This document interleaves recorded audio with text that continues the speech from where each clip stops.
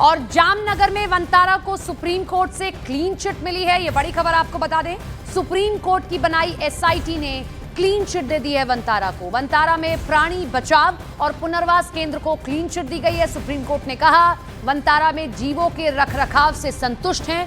न्यायमूर्ति पंकज मित्तल और न्यायमूर्ति पीबी वराले की पीठ ने एसआईटी के रिपोर्ट को स्वीकार किया है।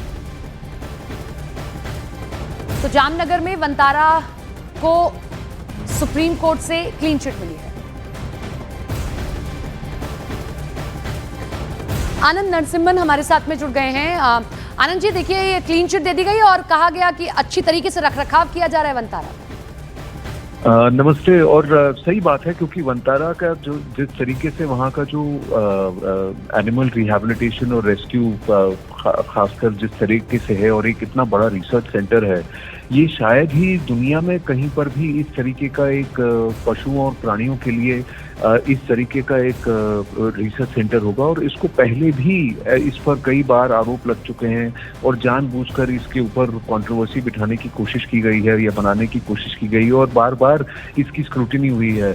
और अगर आप देखें, Radha Krishna elephant welfare trust हो या फिर जो एनिमल रेस्क्यू और रिसर्च सेंटर हो, इन सब के जितने भी पेपर्स हैं और सब कुछ रेगुलेटरी नॉर्म्स के हिसाब से सारे इसको कंप्लाई किया जा रहा है। और ये बहुत बड़ा सीएसआर इनिशिएटिव है, यानी कि सोशल रिस्पॉन्सिबिलिटी इनिशिएटिव है, जिसमें रिलायंस फाउंडेशन की तरफ से मदद होती है, लेकिन दुनिया भर से इसमें कंट्रीब्यूटर्स हैं और इसकी बहुत ज़्यादा स्ट्रिक्ट ऑडिट होती है और स्क्रूटनी होती है। और सबसे बड़ी बात यह है कि पशु प्राणियों उन जीव जंतुओं को जिनकी आवाज़ नहीं है, जो मूक हैं, जो अपनी व्यथा बयान नहीं कर सकते और जिन्होंने बहुत ही पीड़ा झेली है अपने जीवन काल में, चाहे वो कैद में रहकर हो या चाहे बिकॉज मैन ह्यूमन कॉन्फ्लिक्ट जो कहते हैं, एनिमल ह्यूमन कॉन्फ्लिक्ट जो जिसकी वजह से हो, या जिस तरह से भी उन्होंने प्रताड़ना झेली हो, उनकी चिकित्सा, उनके ऊपर रिसर्च और यहाँ तक कि कई सारे जो एक्सटिंक्ट हो रही हैं स्पीशीज जो हमारे पर्यावरण के लिए बहुत अहम है,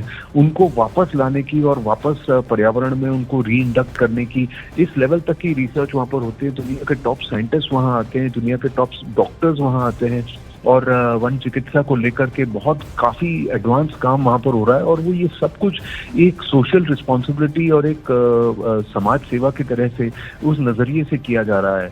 और इससे पहले भी कई बार इस पर प्रश्न उठाए गए हैं और इससे पहले भी कई सारी इन्वेस्टिगेशन कमिटीज जो होती हैं, एसआईटी की टीम्स जो होती हैं, जिनका गठन होता है कोर्ट निर्धारित, चाहे वो लोअर कोर्ट्स हो, हायर कोर्ट्स हो, अब की बात तो सुप्रीम कोर्ट से है। और अगर आप देखें तो जस्टिस मित्तल और जस्टिस वराले की जो रिपोर्ट है इतनी कॉम्प्रिहेंसिव है कि वंतारा इतना रेगुलेशंस को फॉलो कर रहे हैं कि उन्होंने कहा है कि कोई इतना अच्छा काम कर रहा है तो जानबूझकर इनको बदनाम करने की कोशिश न की जाए। इस लेवल तक की टिप्पणी सुप्रीम कोर्ट से आ चुकी है कि ये बस अब ऐसा हो जाएगा कि भारत के अंदर 150 से ज्यादा सेंचुरीज हैं, यानी वाइल्ड लाइफ पार्क्स और सेंचुरीज हैं, उन सब के साथ कोऑर्डिनेट कर करके वंतारा उनकी जो क्षमता नहीं है, वहां पर से जो पशु प्राणी हैं जिनको की कोई भी किसी भी तरह की बीमारी है, इलनेस है, या वो किसी तरह से चोटिल हो गए, घायल हो गए, की तो बात आई, आप तो खुद भी वहां पर गए हैं सर, अनंत अंबानी के साथ आपने इंटरव्यू किया, आप खुद भी वहां पर गए, आपका कैसे एक्सपीरियंस? आपने खुद देखा होगा किस तरीके से वहां रखा जा रहा है जानवरों को। देखिए, मैं तो हैरान रह गया, क्योंकि मैंने कभी सोचा भी नहीं था कि इस लेवल तक कोई ही सोच भी सकता है कि किसी मूक प्राणी के लिए आप इतनी मेहनत करेंगे। वहाँ 200 से ज्यादा हाथी हैं, हाथियों को जिनकी आर्थराइटिस को ट्रीट किया जाता है, उनकी आप सोच लीजिए, स्पाइनल सर्जरी के लिए 7 टन का ऑपरेशनल हाइड्रोलिक बेड बनाया गया है। और उसमें वहाँ पर दुनिया के टॉप वहाँ पर वेटरनेरियंस आते हैं, एलिफेंट स्पेशलिस्ट आते हैं, स्पाइन स्पेशलिस्ट, उनकी स्पाइन करेक्शन की गई है।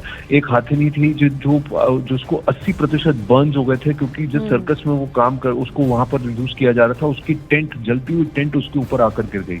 अब उसको पूरी तरह से कम अब 90% रीजेनरेशन उसकी स्किन का करा दिया गया है। ये सब फ्री में किया जा रहा है, कोई पैसा नहीं लिया जा रहा है, ये समाज सेवा की तरह से है।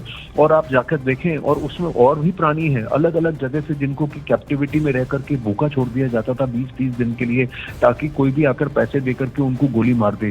तो ये कहते हैं इसको जो पेड हंटिंग होती है, हंटिंग रिजॉर्ट्स होते हैं, लॉजेस होते हैं अफ्रीका में, वहां पर ऐसे प्राणियों को रखा जाता है जिनको खाना वाना नहीं दिया जाता, वो भागने की भी हालत नहीं होती और इनको पास जाकर के कुछ $1000 देने के बाद आप उनको गोली मार सकते हैं।